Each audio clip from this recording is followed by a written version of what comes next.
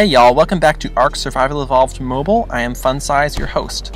Before we get started, in my last little update video I did mention that we have a Patreon server going, so I wanted to give a huge shout out to my very first Patreon, Winter. Thank you so much for your support, Winter. It means so much to know that people are enjoying my content enough that they're willing to donate to the channel to see it grow moving forward. So thank you so much, Winter. Huge shout out. It's awesome that you're my first Patreon. You'll always have that little special place of having the first Patreon membership. Alright, so let's get into the meat of the episode. Just so y'all know, I did log in the other day after the transfer, and a Spinosaurus had glitched through the foundation where I had stored my blueprints and smashed the boxes. So I didn't take into account the fact that Spinosaurus have splash damage when they run, and that goes through foundations, and that would damage boxes. So all those blueprints we worked for are gone. But I'm not bothered. That's just the way ARK is. Sometimes you lose all your stuff. If I didn't lose it to a little bit of a glitch type thing there, I would have lost it to PvP or some such, I'm sure. So I'm not too worried about that. We've got all our levels, that's the important thing. We've got all those engrams, which is so valuable. If you're considering Nirvana on an easy server, I'm just going to say go for it. Make sure you're at least level 85, but definitely go for it. Nirvana is so worth it. I've been enjoying all the extra engram points of having all this stuff learned and still having 800 some points. It's just really amazing, really wonderful. So definitely do Nirvana if you can. But what we're going to do is, we've been on a bit of a roll this morning. We got a whole ton of tames, a whole boatload of tames, which kind of fell in place one after the other. So it started out where I got a Pteranodon because it kind of landed right in front of me, and then the same thing happened with the Argentavis, Dire Bear. Dire Bear was amazing, I love Dire Bears. And then the Purlovia, Doedicurus, and Tapejara kind of all jumped out at me at the exact same time, so I just tranked them all and tamed them all at once. So really doing great. We've got our tames parked in safe places, and we've already got a Purlovia going for our best blueprints and stuff like that, which actually we've been getting some good ones from our pursuits. So I saved all my pursuits for this server because I knew that I wouldn't be able to bring any of the tangible items with me, and I didn't want to risk losing them. So I've begun going through my different pursuits and doing the hunts and getting some pretty good items from that. So I think I've got like a 600 damage long rifle, which isn't totally amazing, but it's okay. Anyway, so here's what we're going to do. Today we are going to craft up everything we need for an Indy Forge, and I say that with quotes because it's not actually an Indy Forge yet. But what I'm going to do is I'm going to have 15 to 20 forges, normal refining forges, running off of spark powder in one shack. It's going to make a huge big firelight, and I'm going to both smelt a whole ton of metal all at once and hopefully bait in a couple people where I can grab their kits, because I am running standard journeyman tools and standard journeyman hide clothing. So it's decent stuff, but I'd love to get into some good flak. I have some flak legging blueprints I got from a free gift. That's wonderful. So this server is way different from the other servers we've been on up till now, in the fact that the alpha is actually pretty cool. Like, not going around wiping everyone. Not, you know, I know the alphas on the old server I was on Compy. I do know those alphas sort of by reputation, and I know one of them in Discord. But, you know, they were going around wiping everyone, and that's their prerogative. If they want to do that, they can do that. But it's not the most community-friendly thing.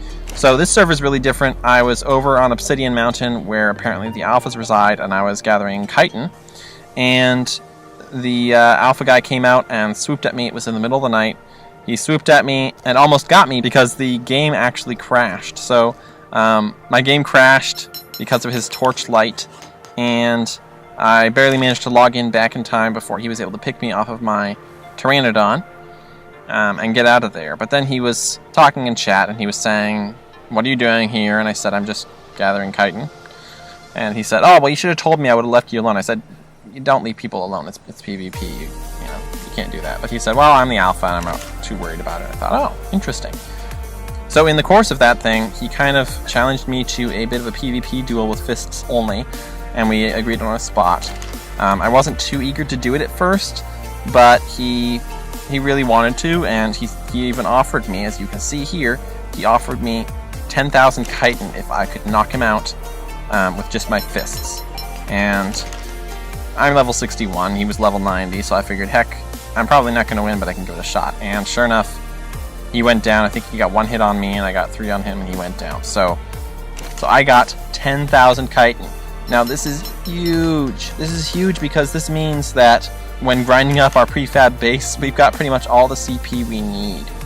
So that is amazing. So really glad that guy wanted to do a little bit of PvP. Feel badly kind of about it, but but he wanted it, so what are you going to do? So as you can see, I've got 10 forges here. I'm going to get on the Argentavis. I'm going to craft up some spark powder so that we can have our forges running longer with less effort. And then I'm going to go to our Dodicarus, craft up some more forges. We're going to get everything we need, and then we're going to head north to Blue Obelisk Mountain to set up our quote-unquote Indy Forge, because there is somebody, or there are a bunch of turrets around here, and I don't want to get shot down. So we're going to head north, that way disassociate it with our little base here, and we're going to do great. So I am going to get everything I need together, and I will catch y'all on the flip side. Alright, we've got our little fake Indy Forge crafted up inside the Argentavis. Just flying over here, I've been amazed. The attitude of the alpha is so different on this server, it really shows. There are stone shacks with Plant X on them that are still standing. There are all kinds of places. So there's a whole bunch of PvP targets on this server, to be quite honest. But just the attitude of the alpha is obviously quite evident in the fact that they aren't going around wiping everyone. Really something to see, just the stark difference. The other server was basically barren. The population was high, but most of those people were turning right around and leaving. Whereas this server is just bustling. It's crazy. We're going to find a nice little spot to set up, and we're going to start harvesting this mountain for all it's worth. Alright, so we found this little frame of doorways, or dinosaur gates, and there's a little rated shack inside, so what I decided to do was capitalize on this. This will keep our shack hidden from unusual view. This has been here at least 2 days. People have been seeing it, so it'll keep our shack hidden while we stock it, then we're going to fire it up, and we're going to use it as bait. So I built the shack in here. It's kind of haphazard. The walls wouldn't always go in because of the gates and everything. But as you can see, we've got our little Indy Forge here, all 20 forges, ready and raring to go. So now the massive task of stocking them with metal, and then I'm going to actually use wood. I decided just for the sake of making the charcoal. I don't know if I'll ever tote the charcoal away, what I'll do with it, but just for the sake of having charcoal, I'm going to make these with wood. So I'm going to get on stocking them, and I will be back with y'all when they are going. Alright, so we've got the forges going. As you can see, there's about 3k ingot here, roughly. So I'm just going to hunker down here. My club, enter photo mode. Fog did just roll in, which is extremely convenient. There we go. I'm just going to watch what happens here. If someone comes in and raids it, well, hopefully we get a kit out of that, at least. And if not, we get 3k metal. So it's kind of a win-win, whichever way it goes. We'll see what happens here. I will start the recording again if anyone interesting shows up.